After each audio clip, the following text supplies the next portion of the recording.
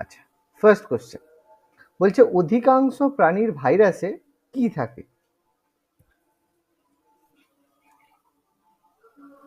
অধিকাংশ প্রাণীর ভাইরাসে কি থাকে? ডিএনএ থাকে, না আরএনএ থাকে, না ডিএনএ আরএনএ দুটোই থাকে, না কোনোটিই না?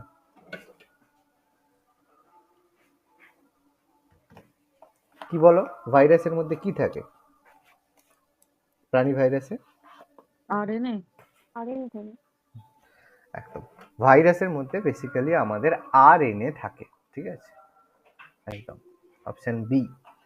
নেক্সট, পরের কোশ্চেন কি বলেছে? কোষে জল ছাড়া সর্বাধিক পরিমাণে কি থাকে? জল ছাড়া সর্বাধিক পরিমাণে কোষে কি থাকে?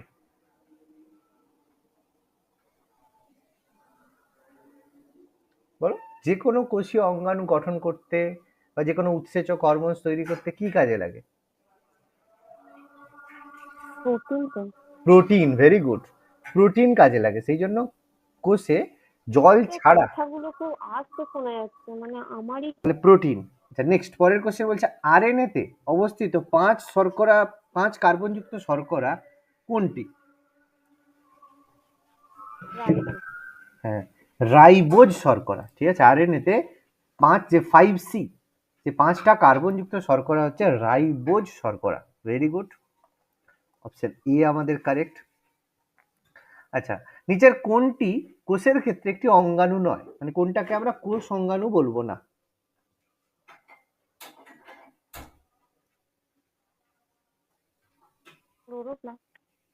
ক্লোরোপ্লাস্ট নয়, ক্লোরোফিল। ক্লোরোপ্লাস্টের মধ্যে অবস্থিত কোষীয় অঙ্গাণু, কিন্তু এটা কোষের কোনো অঙ্গাণু নয়। ক্লোরোফিল হচ্ছে একটা রঞ্জক পদার্থ, তাই তো? ক্লোরোফিল কোনো কোষীয় অঙ্গাণু নয়, ক্লোরোফিল হচ্ছে রঞ্জক পদার্থ। রঞ্জক পদার্থ মানে যেটা কালার করে, ঠিক আছে, রঞ্জক পদার্থ। সেটা কিন্তু কোষীয় কোনো অঙ্গাণু। ক্লোরোপ্লাস্ট, ক্রোমোপ্লাস্ট, লিউকোপ্লাস্ট এরা কোষের অঙ্গাণুর মধ্যে পড়ে, ঠিক আছে। এটা যেন মাথার মধ্যে থাকে, এটা যেন ভুল না হয়, হ্যাঁ, এটা একটা রঞ্জক পদার্থ। আচ্ছা, নেক্সট, আরএনএ তে থিয়ামিনের স্থানে কি থাকে?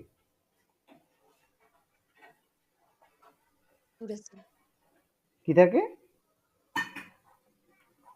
অ্যাডেনিন, মানে নেই? অ্যাডেনিন, গুয়ানিন, সাইটোসিন, থাইমিন, তাই তো?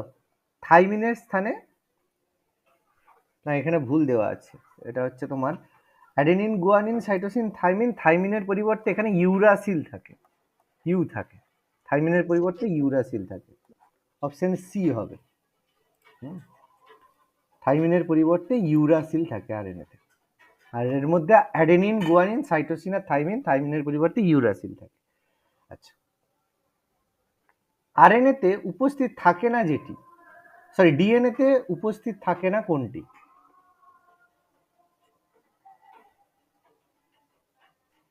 এই যে এক্ষুনি বললাম, আরএনএ তে থিয়ামিনের স্থানে ইউরাসিল থাকে, তাহলে ইউরাসিল কি আরএনএ তে থাকবে, ডিএনএ তে থাকবে? নিশ্চয়ই না।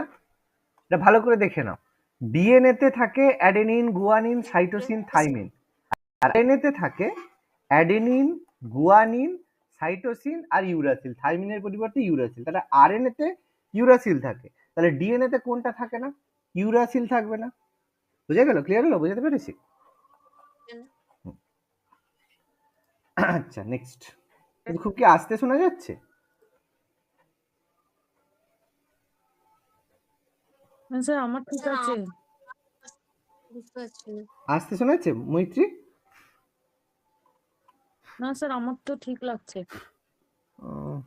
ইশিতার আস্তে শোনা যাচ্ছে, তাই তো? হ্যাঁ স্যার, কথাটা অনেক আস্তে আস্তে, বুঝতে পারছি না।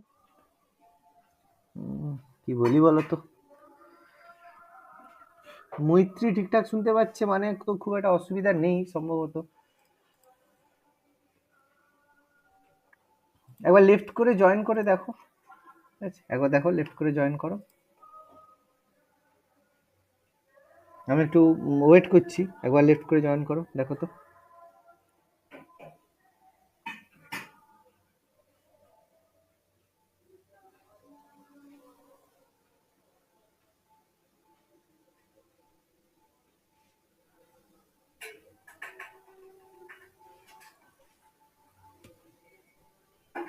হুম, আচ্ছা এবার ঠিক শোনা যাচ্ছে?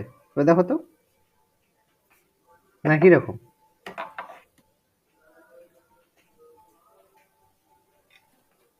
ইসিতা একই রকম শোনা যাচ্ছে না একটু বেটার হয়েছে? হ্যাঁ হ্যাঁ স্যার, একই শোনা যাচ্ছে। বুঝতে পারছি না কেন কিসের সমস্যা হচ্ছে।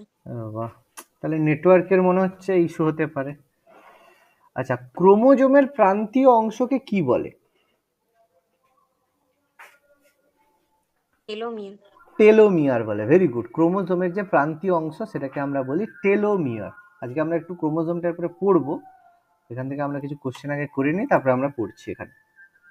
আচ্ছা, খালি চোখে দেখা যায় এরকম কোষের সাইজ কি? খালি চোখে দেখা যায় এরকম কোষ কতটা সাইজ পর্যন্ত কোষ আমরা খালি চোখে দেখতে পারি? 100 micron.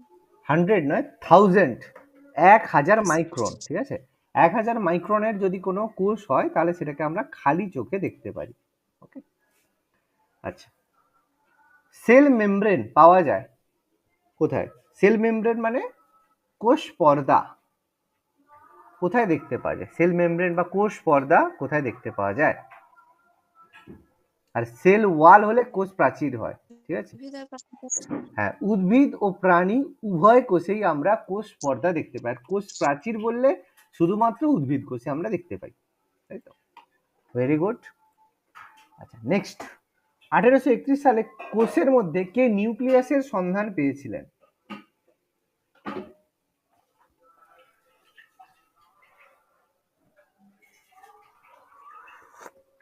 Robert Brown. Robert Brown. আর কি এখানের মধ্যে আর তো কেউ হতে পারে না, তাই না? আর তো কেউ কি হতে পারে? হতে পারে না, একমাত্র রবার্ট ব্রাউন। আচ্ছা, নেক্সট, কোষ পর্দা কোথায় দেখতে পাওয়া যায়? ওই যে কোশ্চেনটা আবার একবার দিয়েছে। উদ্ভিদ এবং প্রাণী হ্যাঁ, কোষ। উদ্ভিদ ও প্রাণী উভয় কোষেই আমরা কোষ পর্দা দেখতে পাই। কোষ প্রাচীর বললে শুধু উদ্ভিদ কোষ, আর কোষ পর্দা বললে উভয়। আচ্ছা, কোষ কথাটি প্রথম কে প্রবর্তন করেন?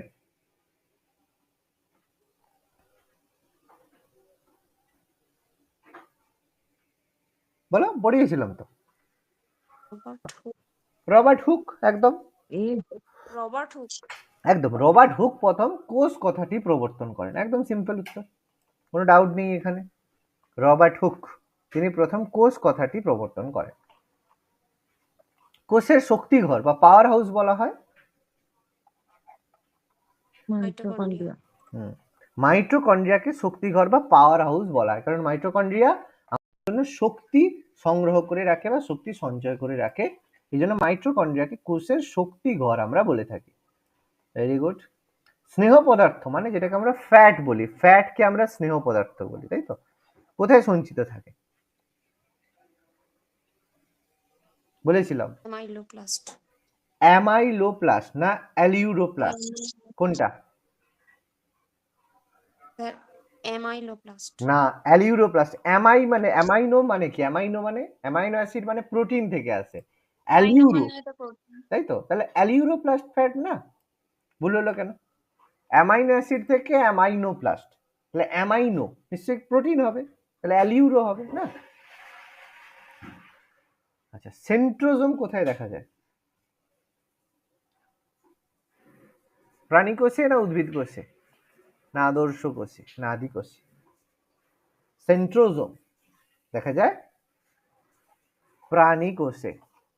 পড়িয়েছিলাম, ভুলে গেছো? সেন্ট্রোজোম, সেন্ট্রোমিয়ার বলেছিলাম। আচ্ছা, কোয়ান্টাজোম দেখা যায় কোথায়? কোয়ান্টাজোম, কোয়ান্টাম বা কোয়ান্টাজোম যেটা ক্লোরোফিলকে মানে এনার্জেটিক করতে কাজে লাগে, উত্তেজিত করতে কাজে লাগে, তাহলে কি হতে পারে? ক্লোরোপ্লাস্ট। ক্লোরোপ্লাস্ট হবে। ক্লোরোপ্লাস্টের মধ্যে ক্লোরোফিলকে উত্তেজিত করতে সাহায্য করে কোয়ান্টাজোম। কারণ উদ্ভিদের যে মানে মানে সূর্যের যে রশ্মি, সূর্যের রশ্মি কোয়ান্টা, তো সেই কোয়ান্টা থেকে, ঠিক আছে, কোয়ান্টা থেকে আমাদের যে কোয়ান্টাজোম বলা হয়। আচ্ছা, এখানে একটা কথা জিজ্ঞেস করি, ঠিক আছে? এটা দেখে একটা কথা মনে পড়লো। আচ্ছা, সূর্য থেকে আমরা শক্তি সঞ্চয় করি, তাই তো? মানে সূর্য থেকে আমাদের যে শক্তি আসে সেই শক্তি নিয়ে আমরা সালোক সংশ্লেষ বা অন্যান্য যে কাজকর্ম আমরা করি, তাই তো? না সত্যি না মিথ্যা বলো? হ্যাঁ আচ্ছা, সূর্য থেকে আমরা শক্তি, তাহলে তাহলে সূর্য থেকে যে তাপ, সে তাপটা আমাদের অ্যাটমসফিয়ারে আসছে, আসছে না আসছে না? হ্যাঁ আচ্ছা, হ্যাঁ হ্যাঁ তাহলে বেরোচ্ছে কি সূর্য থেকে আমাদের এখানে তাপ কি বেরোচ্ছে?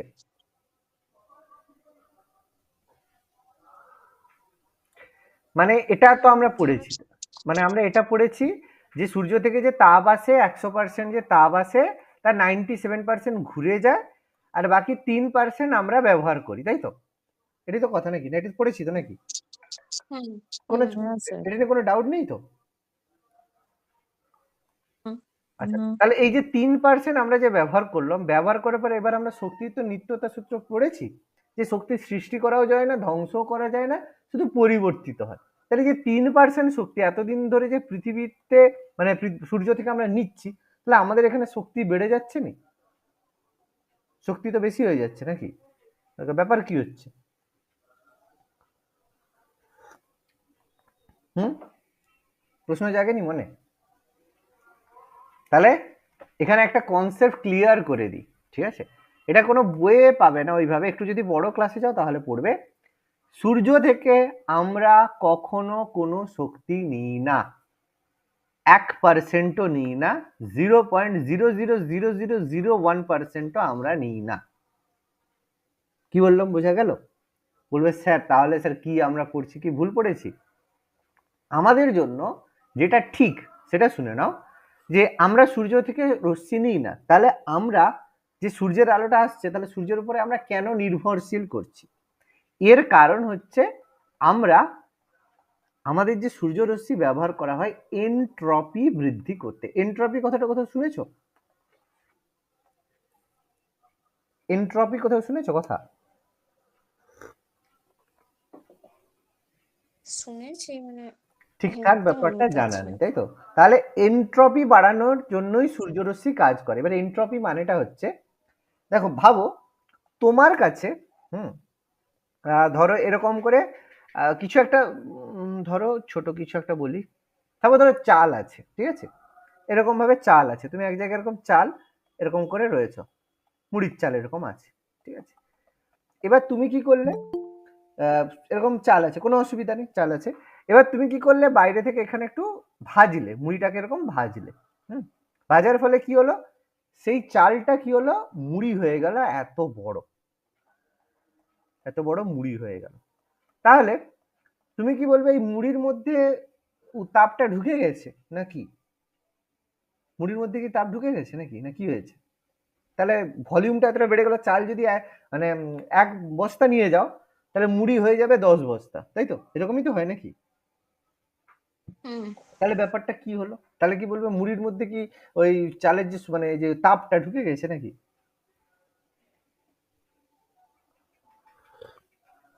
এটাই হচ্ছে এনট্রপি। এনট্রপি মানে হচ্ছে আমাদের যে সূর্যরশ্মি, তাহলে আমাদের সূর্যরশ্মি কি কাজ করে? সূর্যরশ্মি পৃথিবীর মধ্যে যে শক্তি আছে বা যে জিনিস আছে, যে এনার্জি আছে, তার এনট্রপি কম হয়, পৃথিবীর এনট্রপি কম হয়। এনট্রপি মানে যেটাকে আমরা চঞ্চলতা বলি, রেস্টনেস বলি, মানে শান্তভাবে বাবু বসে আছে, আমাদের যে এনার্জি এইভাবে শান্ত হয়ে আছে। এবার সূর্যরশ্মি পড়ার ফলে কি হলো, এই এনার্জি বা এনট্রপিটা বেড়ে যায়, মানে যেটা স্থিরভাবে ছিল সে সঙ্গে সঙ্গে জোর চলাচল করা শুরু করে, মারামারি দুমাদ্দুম করা শুরু করে। যখনই এই চঞ্চলতা বেড়ে যায়, তখনই এখান থেকে এনার্জি রিলিজ হয়। এবার তারপরে আবার যখন এখান থেকে এখানে যায়, তখন আবার এনট্রপি কমে যায়। মানেটা কি বলছি বুঝতে পারছো? তুমি শান্ত হয়ে বসে আছো, এবার তোমাকে যদি কেউ একটু রাগিয়ে দেয়, ওই কিছু একটা খারাপ কথা বলে, তো তুমি রেগে গেলে, করে মারপিট করলে, সঙ্গে সঙ্গে প্রচুর তোমার এনার্জি দেখা দিলো, মারপিট টারপিট করলে, তারপরে কি হলো, কেউ আবার একটা কিছু বলে দিলে, তুমি বলো আচ্ছা ঠিক আছে তাহলে শান্ত। তাহলে এখান থেকে কি বলবে, যে বাইরের লোক তোমাকে কোনো শক্তি দিয়ে দিয়েছে, না বাইরের লোক তোমার কাছ থেকে শক্তি নিয়ে নিয়েছে? কোনটা হয়েছে? কোনোটা কি হয়েছে? না না তাহলে কি হলো, ওটাই জানি। কোনোটাই হয়নি। তাহলে তোমাকে উত্তেজিত করলো আবার শান্ত করলো, দ্যাট ইজ কল এনট্রপি। যদি কারো 11-12 সায়েন্স থাকে, তাহলে এই জিনিসটা বুঝতে পারবে আরো ভালোভাবে। আর যদি নাও থাকে, কোনো অসুবিধা নেই, এই জিনিসটা বুঝবে যে তার মানে সূর্য থেকে আমরা কিন্তু কখনো কোনো শক্তি নিই না, সূর্যের যে আলো বা সূর্যের যে শক্তি থেকে আমরা আমাদের এনট্রপিটা বৃদ্ধি করি। কি বলছি, বোঝা গেল? মানে যতটা শক্তি ছিল আমাদের ততটাই আছে, সূর্য থেকে যতটা শক্তি আসে ততটাই ঘুরে যায়। বুঝতে পারলাম কথা, না বোঝা গেল না? স্যার হুম। এবার ছোট বাচ্চাদের যদি এনট্রপি বোঝাতে যাও তাহলে কি আর বাচ্চা বুঝবে? বুঝবে না, বাচ্চার মাথা খারাপ হয়ে যাবে, ও কি কইলো স্যার। বুঝতে পারলে? তাহলে একটু তোমরা বড় হয়েছো, আস্তে আস্তে বুঝবে। আচ্ছা, আয়তনে বৃহৎ প্রাণীকোষ কোনটি? পাখির ডিম। উট পাখির পাখির ডিম। Very good. পাখির উট ডিম। পাখির ডিম হচ্ছে আয়তনে বৃহৎ প্রাণীকোষ, হচ্ছে উট পাখির ডিম। Very good. আচ্ছা, নেক্সট। কোষের মস্তিষ্ক প্রত্যেকেই জানি, ইয়াস। নিউক্লিয়াস। ক্লিয়ার। নিউক্লিয়াসকে বলা হয় কোষের মস্তিষ্ক। Very good. পর্দাবিহীন কোষীয় অঙ্গাণু কোনটি?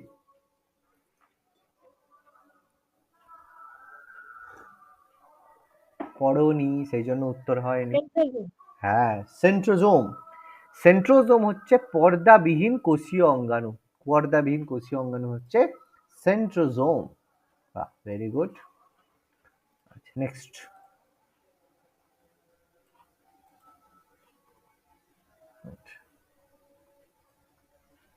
কোষ প্রাচীর, আচ্ছা আবার একই কোশ্চেন। হ্যাঁ, কোষ প্রাচীর, না একই না, কোষ প্রাচীর পাওয়া যায় কি কোসে? উদ্ভিদ অপশনে তো ও নেই। ব্যাকটেরিয়ার তাহলে কি হবে? উদ্ভিদ আর ব্যাকটেরিয়া ব্যাকটেরিয়া উভয় উদ্ভিদ ও কোষে। ব্যাকটেরিয়া উভয় কোষে। আবার এখানে আবার প্রাণী বলে দেবে না, খেয়াল করবে, ঠিক আছে? কোষ পর্দা যদি বলতো তাহলে উদ্ভিদ ও প্রাণী উভয় কোষেই বলতো, আর কোষ প্রাচীর বললে উদ্ভিদ আর ব্যাকটেরিয়া উভয় কোষে। ঠিক আছে, খুব ভালো কোশ্চেন। আচ্ছা, প্রোটোপ্লাজম নামকরণ করেছিলেন প্রথম কে? প্রোটোপ্লাজমের নামকরণ করেছিল কে? হুম, পারকিনজি। Very good. পারকিনজি প্রথম প্রোটোপ্লাজমের নামকরণ করেন। Very good. পড়েছি, প্রোটোপ্লাজমের নামকরণ করেছিল পারকিনজি। নিম্নের কিসের সঙ্গে উদ্ভিদ কোষ এবং প্রাণী কোষ, মানে কিসের জন্য উদ্ভিদ কোষ আর প্রাণী কোষ আলাদা? কোষ প্রাচীর। কোষ প্রাচীর। Very good. কোষ প্রাচীর উদ্ভিদ কোষে থাকে, প্রাণী কোষে থাকে না, এই জন্য এটা এদের মধ্যে ডিফারেন্স। আচ্ছা, নিচের কোন কোষ অঙ্গাণুটি উদ্ভিদ ও প্রাণী উভয় কোষেই রয়েছে?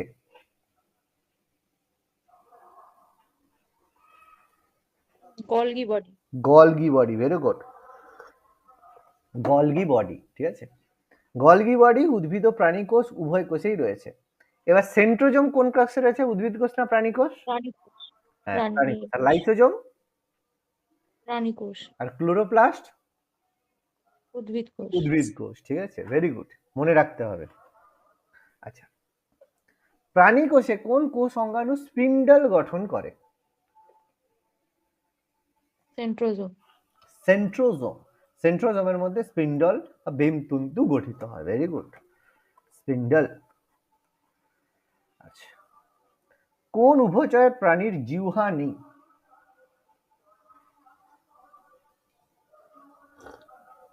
এটা পারবে না, সালামান্ডার। না এটা বলতে পারবে না। এটা হচ্ছে ইচিথিওফিস, এর কোনো জীব নেই। ঠিক আছে। আচ্ছা, বহু নিউক্লিয়াস যুক্ত প্রাণী কোষকে কি বলে? সিনসিটিয়াম। এটাকে বলে সিনসিটিয়াম। Option C, সিনসিটিয়াম।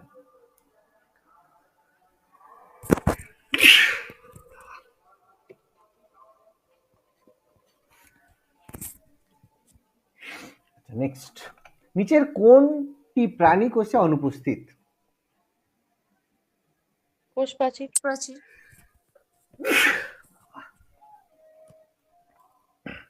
কোষ প্রাচীর।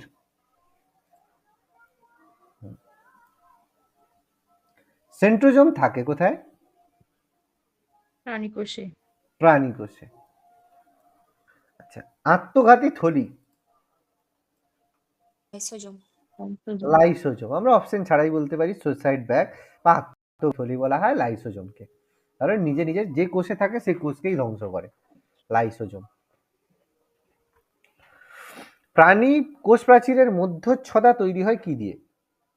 Calcium, magnesium, pectin. হ্যাঁ, মধ্যচ্ছদা তৈরি হয় ক্যালসিয়াম ও ম্যাগনেসিয়াম পেকটেট।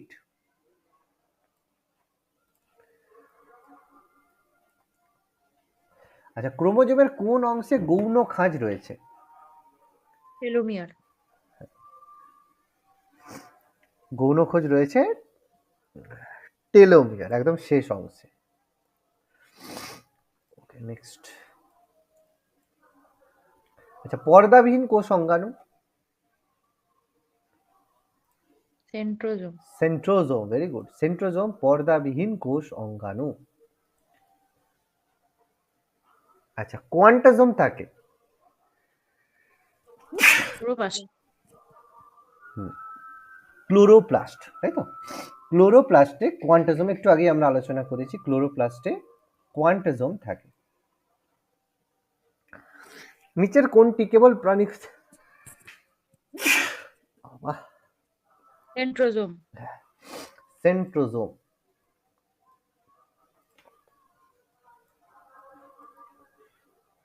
কোষ পর্দা শব্দটি প্রথম কে প্রস্তাব করেন? সিঙ্গার ও নিকলস। নাগেলি। নাগেলি। হ্যাঁ। হ্যাঁ, সিঙ্গার আর নিকলসনের হচ্ছে ফ্লুইড থিওরি ছিল, তাই না? আচ্ছা, উদ্ভিদ কোষ প্রাচীরের মুখ্য উপাদান? Cellulose. Cellulose, very good.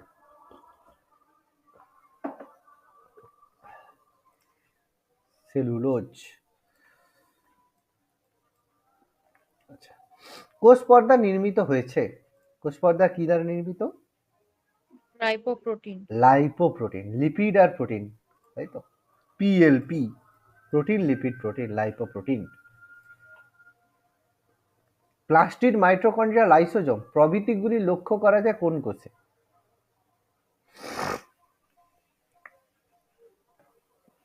Obviously eukaryotic কোষে। কারণ প্রোক্যারিওটিক কোষে তো দেখা যায় না, সব কেন হবে উত্তর? হবে না, রাইট? আদর্শ কর্কট কোষ। এবার কর্কট কোষ মানে অ্যাকচুয়ালি ক্যান্সার সেল, ঠিক আছে? এটা কোন কোষ? মেলানিন। হ্যাঁ, হেলাকোষ। মেলানিন। হ্যাঁ, হেলাকোষ বা হেলাকোষকে বলা হয় আদর্শ কর্কট কোষ। কোষ মতবাদ। স্লেইডেন ও সোয়ান। স্লেইডেন ও সোয়ান। আচ্ছা, ভেরি গুড। আচ্ছা, নিম্নের কোন প্রকার কোষে আদর্শ নিউক্লিয়াস অনুপস্থিত? প্রোক্যারিওটিক। প্রোক্যারিওটিক কোষে আদর্শ নিউক্লিয়াস অনুপস্থিত। Very good. কৃষ্টি। মাইটোকন্ড্রিয়া। মাইটোকন্ড্রিয়ার যে প্রবর্ধক থাকে মাইটোকন্ড্রিয়ার গাত্রে, দ্যাট ইজ নোন অ্যাজ কৃষ্টি, মাইটোকন্ড্রিয়া। আচ্ছা, কত খ্রিস্টাব্দে কোষ আবিষ্কৃত হয়? এরকম কোশ্চেন থাকবে না। 1665। 1665, বাট এরকম কোশ্চেন থাকবে না, ঠিক আছে? আচ্ছা, কোন উপাদানটি কোষ পর্দায় থাকে না?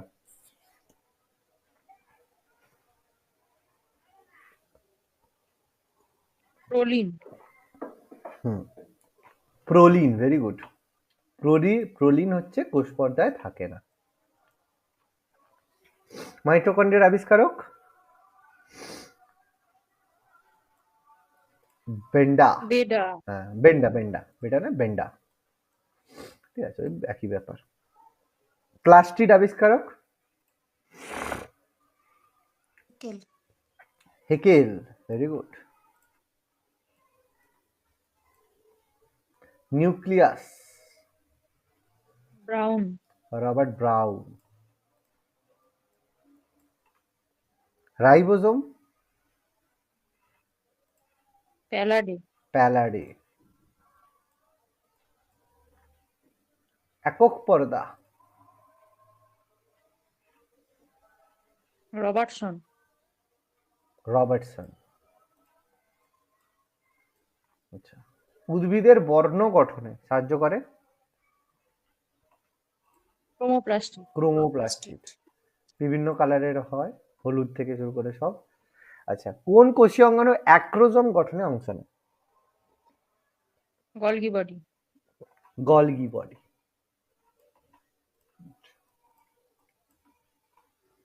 উদ্ভিদের বর্ণ গঠনে অংশ নেয়? হলো এক্ষুনি। ক্রোমোপ্লাস্ট।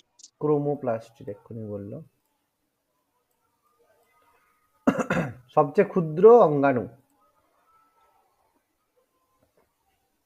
লাইসো লাইসোজোম। ঠিক আছে, লাইসোজোম সবচেয়ে ক্ষুদ্র অঙ্গাণু। প্রোটিন সংশ্লেষ রাইবোজোম। রাইবোজোমকে প্রোটিন ফ্যাক্টরি আমরা বলি। আচ্ছা, সেন্ট্রোমিয়ারের চারদিকে রশ্মির ন্যায় বিচ্ছুরিত অনুকান গুচ্ছকে কি বলে? অ্যাস্ট্রাল রশ্মি। অ্যাস্ট্রাল রশ্মি, ভেরি গুড। বলা হয় অ্যাস্ট্রাল রশ্মি। মাইটোকন্ড্রিয়ার প্রধান কাজ? শ্বসন। মাইটোকন্ড্রিয়ার প্রধান কাজ হচ্ছে শ্বসন, কারণ আমাদের এনার্জি হাউস, পাওয়ার হাউস। দেহকোষের নিউক্লিয়াসকে কি বলা হয়?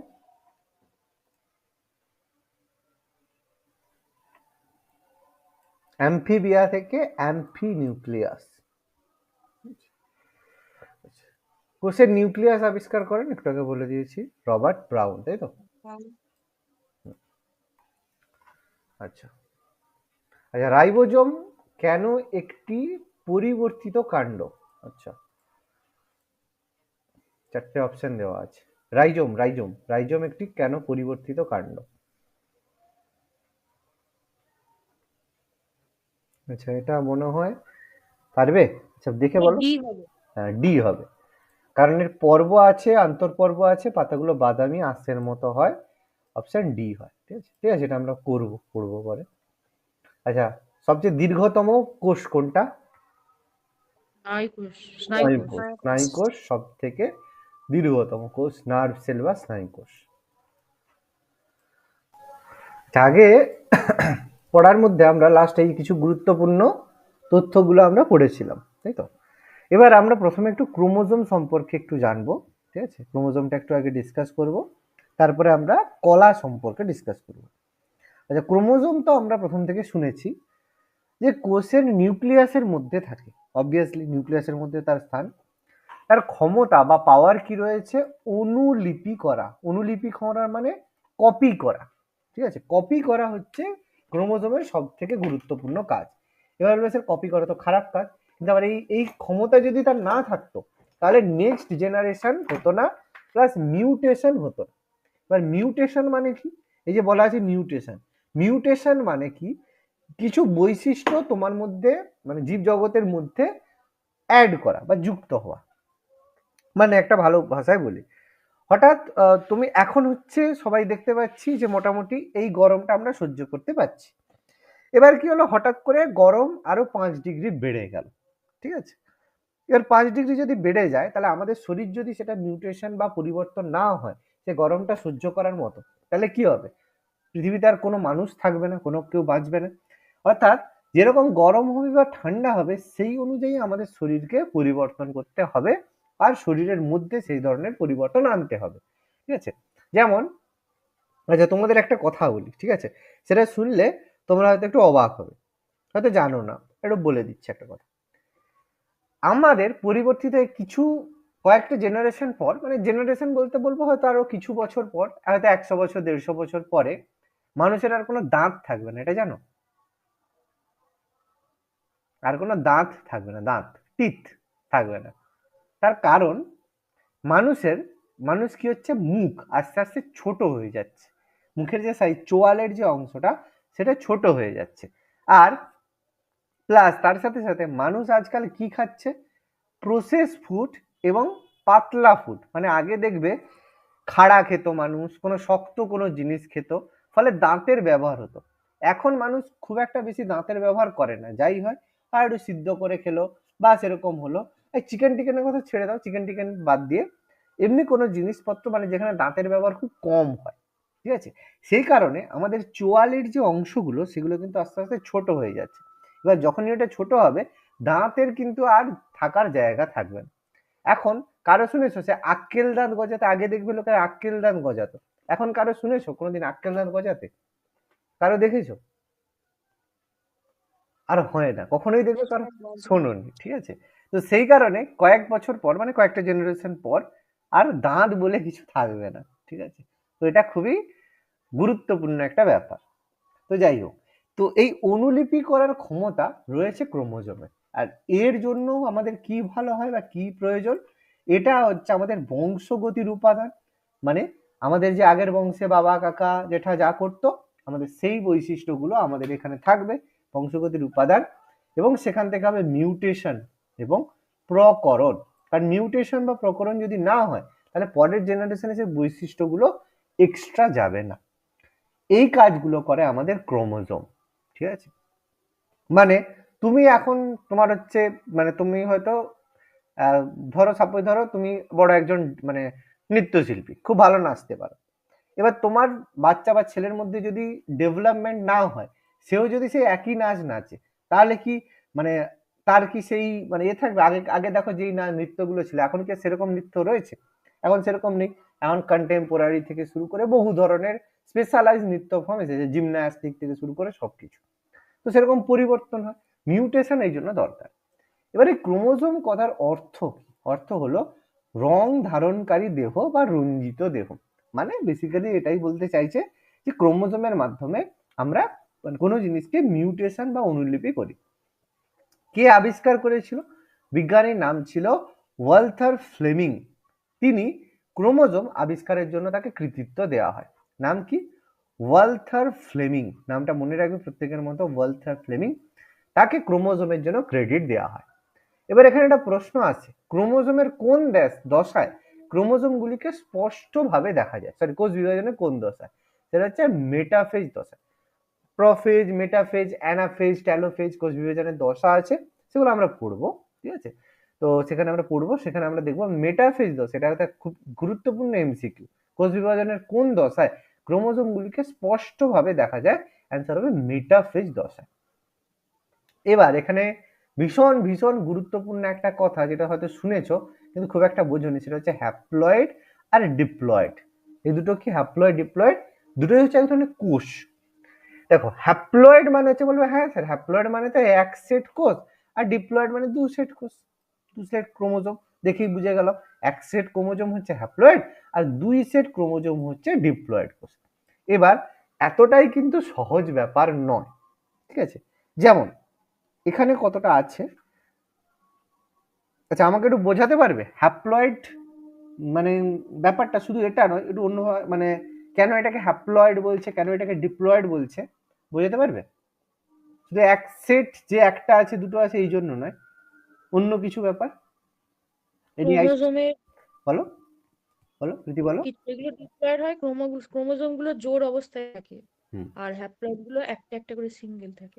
আচ্ছা, এখানে আমি দুটো জিনিস বুঝিয়ে দিচ্ছি, তারপর হচ্ছে বুঝতে পারবে। হুম হুম এখানে পরেরটা সম্ভবত বলা আছে, না থাকলে আমি বুঝিয়ে দেবো। আচ্ছা, প্রথমত দেখো, হ্যাপ্লয়েড বলছে জীবের পুরুষ বা স্ত্রী জনন কোষ যেগুলো হয়, খুব ভালো করে বুঝবে, হ্যাপ্লয়েড হয় জনন কোষ, হ্যাপ্লয়েড হয়।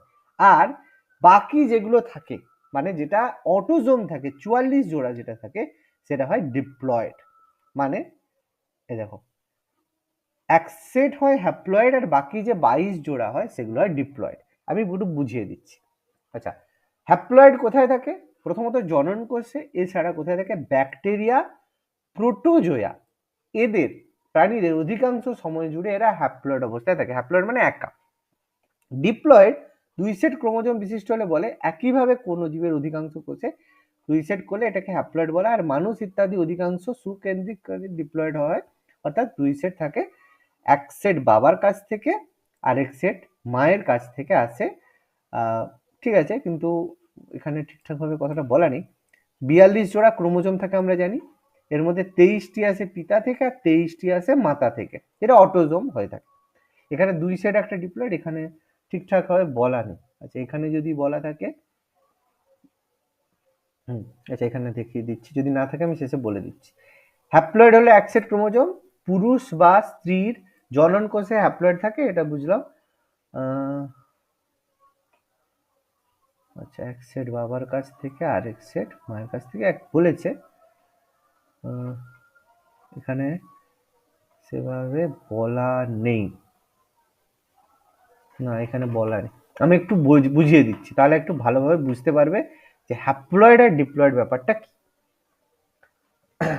এখানে সেভাবে বলা নেই। ঠিক আছে, দেখো একটা জিনিস বোঝো, একটা কোনো প্রাণী দেখ ভালো করে বুঝবে, পুরুষের মানে এক দেখ কত জোড়া ক্রোমোজোম থাকে? 23 জোড়া। 23 জোড়া ক্রোমোজোম থাকে। তার মধ্যে 22 জোড়া কি হয়? অটোজোম হয়। আর 1 জোড়া কি হয়? সেক্স ক্রোমোজোম হয়। তাই তো? এটা ক্লিয়ার তো, না এটা জানো? জানো তো? স্যার হুম। এবার এখানে একটা জিনিস বোঝো, এই যে 1 জোড়া সেক্স ক্রোমোজোম হলো, সেই সেক্স ক্রোমোজোম কি হয়? যদি সেটা পুরুষ হয় তাহলে সেইটা এক্স আর ওয়াই হিসাবে ভেঙে গেল, আর যদি মহিলা হয় তাহলে সেটা এক্স আর এক্স হলো। এবার এই যে এক্স ওয়াই আর এক্স এক্স, এটা কিন্তু প্রপার ভাবে আলাদা হয়ে যাবে, মানে এটা ভেঙে গিয়ে এরকম একটা এক্স আলাদা হয়ে গেল, ওয়াই একটা আলাদা হয়ে গেল, এখানে এক্স ভেঙে একটা এক্স হয়ে গেল, আবার এটা ভেঙে ওয়াই হয়ে গেল। এবার এখান থেকে যখন আমাদের ক্রসিং ওভার হয় বা এখান থেকে হয়, এর একটা এক্স এলো, এর একটা এক্স এলো, তাহলে মেয়ে হয়ে গেল, এর ওয়াই এলো, এর এক্স এলো, তাহলে সেখান থেকে তোমার হচ্ছে এক্স মানে ছেলে হয়ে গেল। এটা আমরা জানি। এবার মুদ্রা কথা হচ্ছে আমাদের এই অটোজোমের ব্যাপারে। অটোজোমের ক্ষেত্রে কি হয় দেখো, সাপোজ ধরো যখন আসছে, দেখো খেয়াল করো খুব ভালো করে জিনিসটা বুঝবে, এই যে 22 জোড়া অটোজোম যখন আসছে, এবার তার ফাদারের কাছেও আছে 22 জোড়া, মাদারের কাছেও আসছে 22 জোড়া, দুজনের যে 22 জোড়া অটোজোম আছে, না আলাদা কিছু ব্যাপার আছে? নেই তো? এবার ভালো করে খেয়াল করো, দুজনের কাছেই 22 জোড়া পেয়ার আছে। এবার যখন একটা বাচ্চা তৈরি হবে, বাচ্চা নিশ্চয়ই 44 জোড়া হবে না, বাচ্চা 22 জোড়াই তাকে দিতে হবে, কারণ আরেক জোড়া এখান থেকে সেক্স ক্রোমোজোম এসে সে ছেলে হবে না মেয়ে হবে সে ডিসাইড হয়ে গেল, এটা কোনো অসুবিধা নেই। এবার এখানে যে 22টা পেয়ার বসবে, সেক্ষেত্রে কি হবে? সেক্ষেত্রে এখানেও যে 22 জোড়া আছে, মানে 22 জোড়া মানে কি, মায়ের ক্ষেত্রে একটা যে কোনো ধরলাম, সাপোজ ধরো এখানে এরকম দুটো পেয়ার আছে, বাবার ক্ষেত্রেও এরকম করে দুটো পেয়ার, এইভাবে বাবার আছে, এইভাবে মায়ের আছে। আমি আমি যে ছবিগুলো করছি, বুঝতে পারছো তো আমি কি বলতে চাইছি আমার কথাগুলো? 22 জোড়া এরকম এরকম পেয়ারে আছে। স্যার হুম। এবার বোঝো নাম, সাপোজ ধরো এই পেয়ারটার নাম আমি এ দিলাম, এই পেয়ারটার নাম আমি বি দিলাম, এই পেয়ারটার নাম আমি সি দিলাম, এটার নাম ডি দিলাম, এটার নাম ই দিলাম, এটার নাম এফ দিলাম। এবার এই যে এটা এটা হচ্ছে বাবার চোখ, চোখ কেমন হবে, আর ডিটা হচ্ছে মায়ের চোখ। এবার বাচ্চার যখন চোখ হবে তাহলে কি হবে? তাহলে কি বাবার চোখের এই একটা অংশ এটা আসবে, মায়ের চোখের এই একটা অংশ আসবে, সেরকম ব্যাপার তো হবে না। তাহলে বাচ্চার যখন চোখ, বাচ্চাকে তো 4টে চোখ দিয়ে মানে 4টে যে অবস্থা সেটা তো দিলে হবে না, 4টে জিন দিয়ে দিলে তো সমস্যা আছে। অর্থাৎ সেই সময় কি হবে, সেই সময় হয় পুরো বাবার চোখের এই যে এ পেয়ারটা পুরো গিয়ে এখানে বসবে, অথবা মায়ের ডি পেয়ারটা এখানে এসে বসবে। কখন ওই এ পেয়ারটা ভেঙে গিয়ে এখানে একটু বসে যাবে আর বি ডি একটু ভেঙে গিয়ে বসে যাবে, সেটা কখনো হবে না। ওই জন্য একটা খেয়াল করে দেখবে যে তার চোখটা মায়ের মতো হয়েছে, তার হাতটা বাবার মতো হয়েছে, কখনো তার চোখ মা বাবার মতো একসাথে হতে পারে না। কতটা বোঝাতে পারলাম না পারলাম না? মানে ডিপ্লয়েড মানে এটাই, ওই যে পেয়ারটা হয় ওগুলো পুরোটাই আসে, দুজন একসাথেই আসে, আলাদাভাবে আসতে পারে না, সেট হিসেবে আসে। বুঝতে পারলাম? কিন্তু সেক্স ক্রোমোজোমের ক্ষেত্রে দেখো ওরা ভেঙে যাচ্ছে, হ্যাপ্লয়েড হয়ে ভেঙে যাচ্ছে। বুঝতে পারলাম? ক্লিয়ার হলো আশা করি? প্রীতি, হ্যাঁ স্যার মৈত্রী, বোঝা গেল ঝর্ণা ব্যাপারটা হ্যাঁ কি? স্যার। এটা হ্যাঁ ভালোভাবে বুঝবে, ঠিক আছে? এই জিনিসটা বোঝার মতো ছিল। আমি দেখলাম কোথাও আছে কিনা নোটসে, দেখলাম কোথাও সেভাবে লেখা নেই, আমি বুঝিয়ে দিলাম। এটা হ্যাপ্লয়েড আর ডিপ্লয়েডের পার্থক্য। হ্যাপ্লয়েড মানে একটা, ডিপ্লয়েড মানে দুটো, এটা বাচ্চা ছিল বুঝতে পারবে, ঠিক আছে? কিন্তু এই জিনিসটা বুঝতে হবে। আচ্ছা এবার দেখো, মানুষের এই যে বললাম 46টি ক্রোমোজোম আছে, 23টি আসে পিতা থেকে, 23টি আসে মাতা থেকে, অর্থাৎ দুটো থাকে, এগুলো ডিপ্লয়েড বলা হয়। আর এই যে বললাম, ঠিক আছে। এবার ক্রোমোজোমের গঠন, ক্রোমোজোমের মধ্যে কি কি থাকে। প্রথম কথা, এই যে ক্রোমোজোমের মধ্যে থাকে ক্রোমাটিন। আচ্ছা একটা পিকচার যদি এখানে থাকে দেখিয়ে দিচ্ছি, পরে আছে সম্ভবত, হ্যাঁ। ক্রোমোজোমের মধ্যে থাকে কি কি, এই যে দেখো কি কি আছে, ক্রোমাটিন, ক্রোমোজোম, ক্রোমাটিড, সেন্ট্রোমিয়ার, এই যে বলা আছে এখানে দেখো সব বলা আছে। টেলোমিয়ার, এই যে নিচের অংশটাকে টেলোমিয়ার বলা হয়। এইটা গৌণ কুঞ্চল, এটা স্যাটেলাইট বলা হয়। এটা ক্রোমাটিন তন্তু, মুখ্য কুঞ্চন, কাইনেটোকোর, সেন্ট্রোমিয়ার, ক্রোমাটিড, টেলোমিয়ার, আর এটাকে এই দুটোকে ক্রোমোজোমের বাহু বলা হয়। পেলিকল, ম্যাট্রিক্স বা ধাত্র, ক্রোমাটিন তন্তু, সেন্ট্রোমিয়ার, গৌণকুঞ্চল, স্যাটেলাইট। মানে এটাকে উল্টো দিক থেকে, এটাকে এদিক থেকে, সামনের দিক থেকে দেখা যাচ্ছে। এটা ক্রোমোজোমের পিকচার, কি কি রয়েছে এখানে ছবি দেওয়া আছে। এবার এখানে জিনিসগুলো সম্পর্কে বলছে। প্রথমে ক্রোমোজোমের বলছে ক্রোমাটিন। ক্রোমাটিনটা কি? যখন একটা কোষ অবিভাজনরত অবস্থায় থাকে, মানে সে এখন বিভাজন হচ্ছে না, তখন নিউক্লিয়াসে যে বংশগতির উপাদান যেগুলো থাকে সেগুলো সুতোর মতো ছড়িয়ে থাকে। যখন কোনো কোষ বিভাজন হয় না, তখন যে যে বংশগতির উপাদান যেগুলো ডিএনএ যেগুলো রয়েছে সেগুলো সুতোর মতো ছড়িয়ে থাকে, সেগুলোকে বলা হয় ক্রোমাটিন তন্তু, ক্রোমাটিন ফাইবার বা ক্রোমাটিন তন্তু। পিকচারে এই দেখো ক্রোমাটিন তন্তু এটা ছড়িয়ে আছে, এগুলোকে বলা হচ্ছে ক্রোমাটিন তন্তু। দুদিকে দেখো দুটো জায়গায় আমরা দেখতে পাচ্ছি, তাহলে এগুলো কি ছড়িয়ে আছে, এরকম দেখো এই যে এরকম ঘুরে ঘুরে ঘুরে ঘুরে আছে, এগুলোকে ক্রোমাটিন তন্তু বলা হচ্ছে, তন্তু বা ফাইবার বলা হচ্ছে, সুতোর মতো ছড়িয়ে আছে। তাহলে এটা কখন? এটা যখন কোষ অবিভাজিত অবস্থায় থাকে। কোষ যদি বিভাজিত অবস্থায় নয়, অবিভাজিত অবস্থায় ক্রোমাটিন তন্তু থাকে।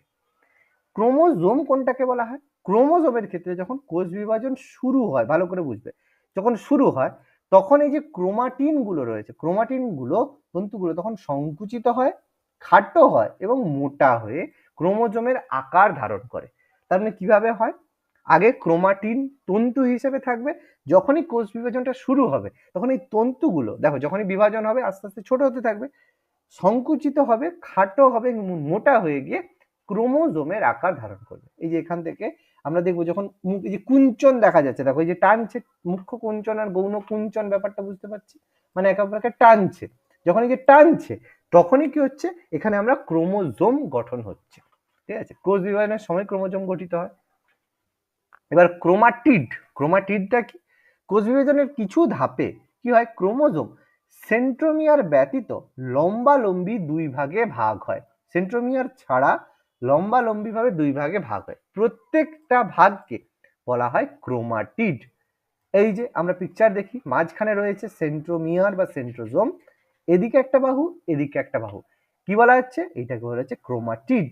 দেখতে পাচ্ছি এই এই জায়গাটাকে বলা হচ্ছে ক্রোমাটিড। ঠিক আছে, ক্রোমাটিড বলছে মানে ভাগ হয়ে যাচ্ছে, এটা একটা ক্রোমাটিড আর নিচে একটা ক্রোমাটিড, এই যে এটাকে বলা হচ্ছে ক্রোমাটিড। প্রত্যেকটা ভাগ, উপরের ভাগটাও ক্রোমাটিড, আর মাঝখানে রয়েছে সেন্ট্রোমিয়ার।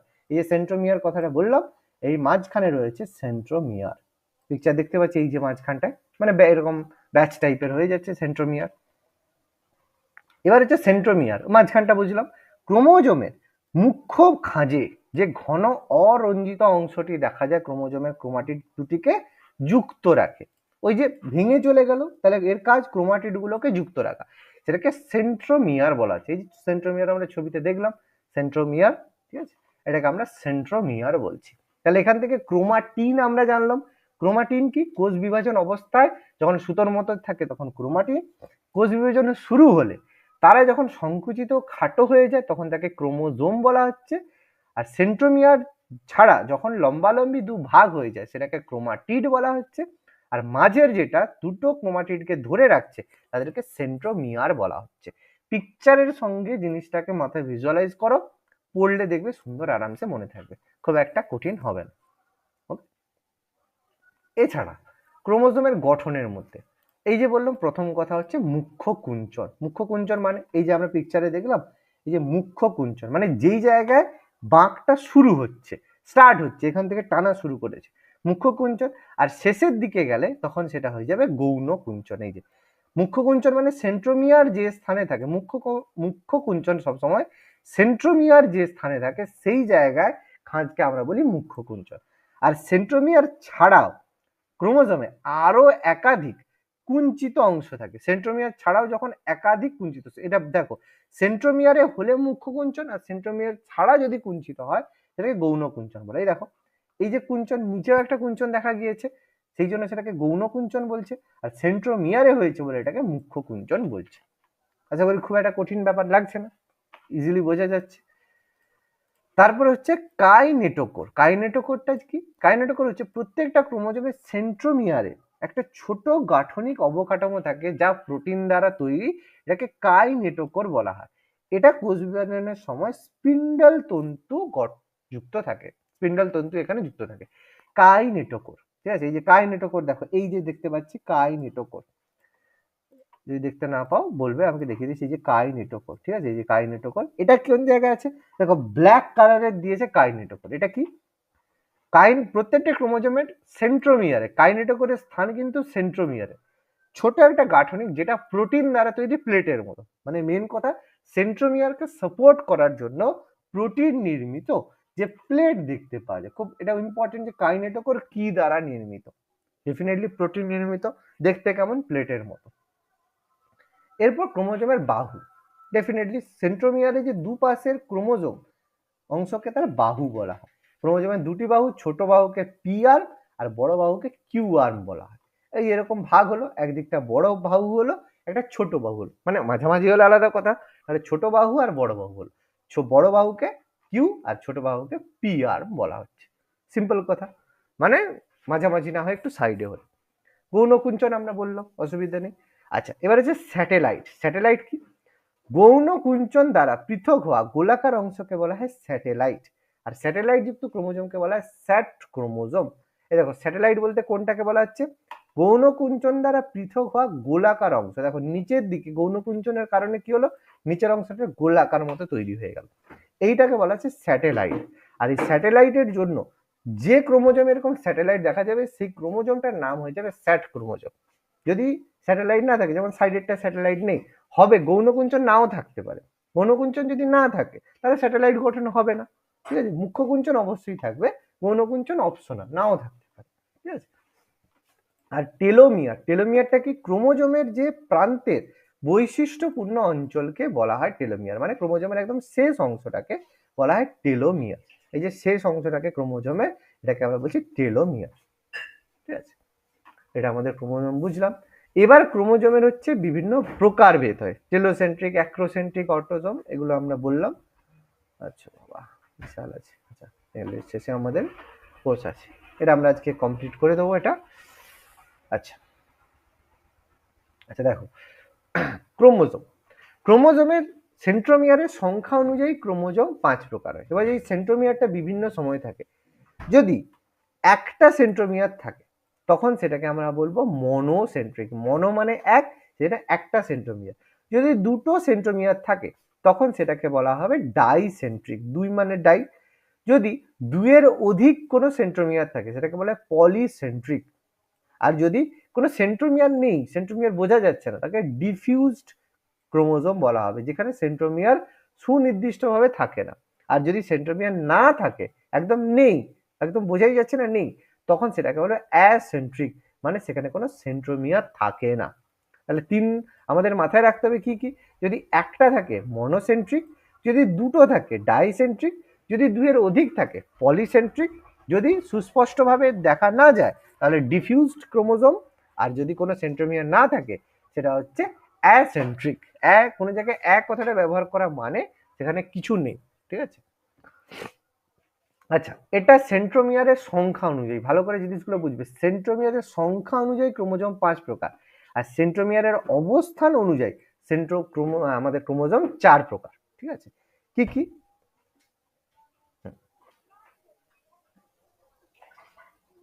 আচ্ছা, যাই হোক, তিনটে এখানে বলা আছে। প্রথম মধ্যসেন্ট্রিক, যদি মাঝে থাকে তাহলে মেটাসেন্ট্রিক বা মধ্যসেন্ট্রিক বলা হবে, তাহলে মাঝখানে যদি থাকে তাহলে সেটা ভি অক্ষরের মতো হবে দেখতে। যদি সাইডে থাকে তাহলে সাব মেটাসেন্ট্রিক বলা হবে, মানে মাঝখান থেকে কিছুটা সাইডে সাব মেটাসেন্ট্রিক বা মধ্যকেন্দ্রিক হবে, সেটা তখন এল আকৃতির মতো হবে, এল অক্ষরের মতো হবে। আর যদি একদম ধারে থাকে প্রান্তসেন্ট্রিক বা টেলোসেন্ট্রিক বলা হবে, তখন সেটা আই অক্ষরের মতো হবে। সিম্পল বুঝতে পারছি, মাঝখানে একটা ভাঁজ অনুযায়ী, যদি মাঝে হয় ভি আকৃতি হবে, একটু সাইডে হলে এল, আর একদম সাইডে হলে আই আকৃতির হবে। মোটামুটি 3 ধরনেরই আমরা বলবো। আচ্ছা, এবার এই অনুযায়ী দেখো আমাদের বলেছে, পিকচার দিয়েছে, টেলোসেন্ট্রিক মানে একদম সাইডে আছে, that is called telocentric. Acrocentric মানে একটু পিছনে রয়েছে, that is called acrocentric. Submetacentric এই যে এল এর মতো দেখতে, আর মেটাসেন্ট্রিক মাঝামাঝি, আর একটু হতো, যাই হোক মাঝামাঝি, ভি আকৃতি, এল আকৃতির, আই আকৃতি। আর এই অ্যাক্রোসেন্ট্রিকটা এখানে বলা নেই, ঠিক আছে। অ্যাক্রোসেন্ট্রিক মানে প্রায় কাছাকাছি 4টে ভাগের একটা, মানে ধারের থেকে একটু কম, এরকম ব্যাপার আর কি। আচ্ছা, এবার ক্রোমোজোমের ক ধরনের ক্রোমোজোম থাকে আমি একটু আগে প্রথমেই আলোচনা করে দিয়েছি, অটোজোম আর সেক্স ক্রোমোজোম। এবার অটোজোম জিনিসটা কি? অটোজোম যেগুলো আমাদের দেহের দৈহিক বৈশিষ্ট্য নিয়ন্ত্রণকারী জীব, যে কেমন দেখতে হবে, তার সে কেমন দৈহিক বৈশিষ্ট্য যার দ্বারা কন্ট্রোল হয়, সেগুলোকে অটোজোম বলা হয়, যেগুলোকে আমরা এ চিহ্ন দ্বারা রিপ্রেজেন্ট করি। 22 জোড়া অটোজোম থাকে মানুষের দেহকোষে আমরা জানি, আর যেটা লিঙ্গ নির্ধারণ করে সেগুলোকে সেক্স ক্রোমোজোম বলা হয়, যেমন এক্স ও ওয়াই। এর পুরুষে থাকে এক্স ওয়াই আর স্ত্রীতে থাকে এক্স এক্স, আর জনন কোষে পুরুষে থাকে এক্স এক্স আর ওয়াই, আর স্ত্রীতে শুধু এক্স আর এক্স থাকে। তো আমরা জানি, এগুলো একটু আগে আলোচনা করলাম, সেটা ব্যাপার। আর ক্রোমোজোমের মধ্যে কি কি থাকে? ক্রোমোজোমের মধ্যে নিউক্লিক অ্যাসিড থাকে 40%, প্রোটিন থাকে 60%। নিউক্লিক অ্যাসিড আবার দু ধরনের হয়, ডিএনএ নিউক্লিক অ্যাসিড আর আরএনএ। মানে ডিএনএ মানে ডিঅক্সি রাইবো নিউক্লিক অ্যাসিড, যেটাকে ডিএনএ বলছে, আর রাইবো নিউক্লিক অ্যাসিড আরএনএ, দুটোই কিন্তু নিউক্লিক অ্যাসিড। এটা ডিঅক্সি রাইবো নিউক্লিক অ্যাসিড আর এটা রাইবো নিউক্লিক অ্যাসিড।